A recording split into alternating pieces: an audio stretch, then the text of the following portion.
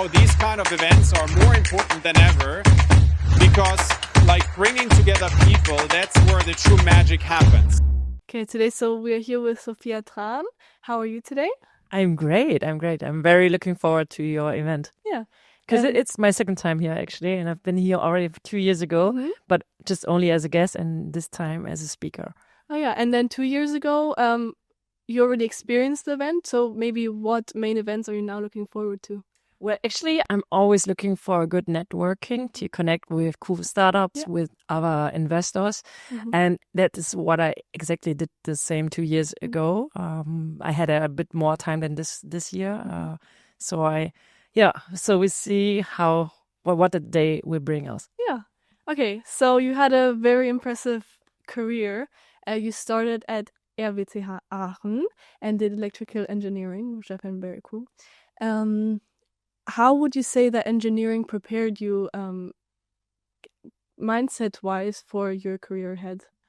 That's a good question. I wouldn't say that it was more about mindset because but like soft skills and problem solving. Definitely. I mean, in Aachen, Aachen, the university is super, super big. So you have more than 1,000 students at the same time in one room. It's not like here at WHU where you have like small classes.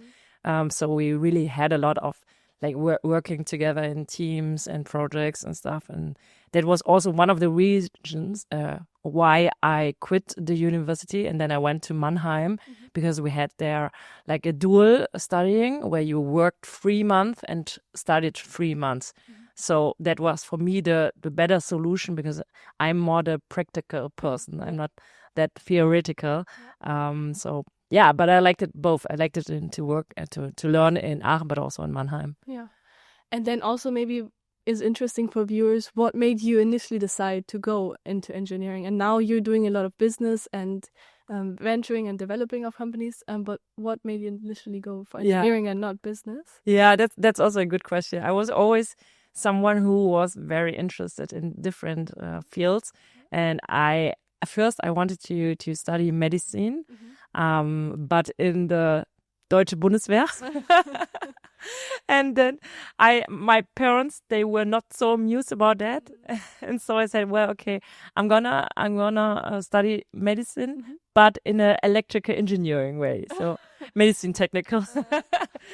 That was something where they said, well, that's cool for us. Because my father, he also studied informatic, and he worked for a long time at German Telecom. And so I thought, well, I could combine somehow the medicine and the engineering part. And you were asking where it comes from. Well, I don't have any sisters or brothers, so I was raised in a very engineering family, and that's how I already liked this topics since I was a child. So that was obviously that I would go later into the tech field. Yeah. Very cool. And then, so I did some research and I found out that you're the vice president of La Futura. Yeah. Could you maybe explain a little bit what you do there? Or sure. La Futura is an association where we are organizing innovation journeys through all over the world. That means that we are inviting people from different companies, for example, innovation manager, and then we are looking every year for a very innovative destination. So we been to Dubai, to Shanghai, to Helsinki, to Copenhagen, and last year we've been to Nairobi to visit people there, to visit organizations, companies. And this year, funnily, we are in Munich because Munich is really changing within the last years, and there are a lot of new things happening around entrepreneurship and innovation. And so we are going to Munich in December. Yeah.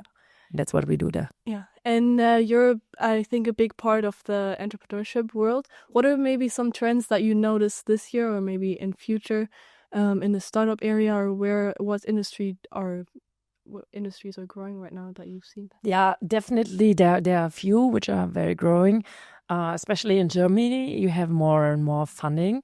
And like two weeks ago, the government just released that there will be a huge funding for several fields. And what we see a lot is about the themes for sure for AI, artificial intelligence. There's a lot of funding for those startups.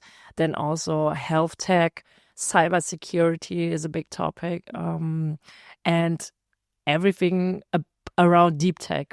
Because this is also a field where we know that Germany is very, very good in it. And if you look at the US and so, then you have like a lot of B2C companies, a lot of, for example, fashion brands or fintech startups. But here, because of the engineering universities, like in Aachen, in München, in Karlsruhe, there are really a lot of great engineers, and that's why there are coming more and more deep tech startups. So this is like, I would say, where we are really, really good in.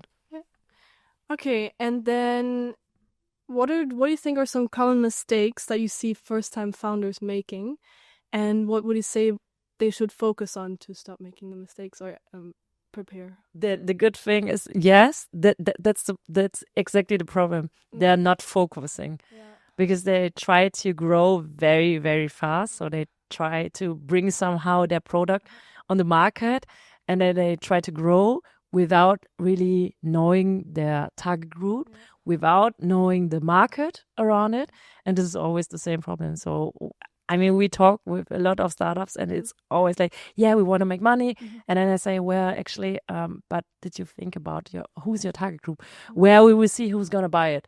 And then you're like, well, okay, maybe you go one step back and then do it right. This is exactly often what I see if you have only male founders, like male teams, because we're super risky, and they want to prove someone that they can do it, and then they are just too fast. So just think about it more and then do the right things. Okay, and then for a final question, I want to do a little bit of a general advice, maybe. So you're very interested in tech, obviously, and women in STEM are obviously still very underrepresented. What initially motivated you, or what do you think is motivational for more girls to join into the STEM fields? Definitely having more female role models on stage, because women need role models to see, okay, where she's successful and I could be at the same place like her. And also networking. You need to go to a lot of networking events. You need to talk to people, even though you are afraid to talk to them because you feel that they are above you.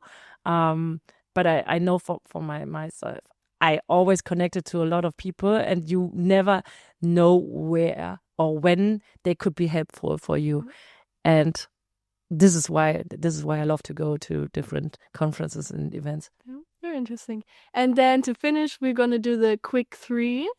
So that's kind of just a fun way to end the conversation. So if you could have one superpower for a day, what would it be? For today or for always? Any day. For one day. My superpower would be bringing more diversity into this world. I don't know how this superpower called, but bringing people having a different mindset. Yeah. Okay. Like, And then if you could instantly master any skill, what would it be? Mastering any skill. If you could have any skill in the world, what would it be? Like, for example, every language, or I don't know. I would love to see the future. I would like to jump in times. Not backwards, but into the future. I think it would be scary, but I would love to see it. And then when you think about IdeaLab, what's the first word that comes to mind? Super creative and innovation people with a great mindset. Very cool. Well, thank you for your time. It was lovely to have you here. Very interesting. And I hope you enjoy the rest of the event. Thank you so much.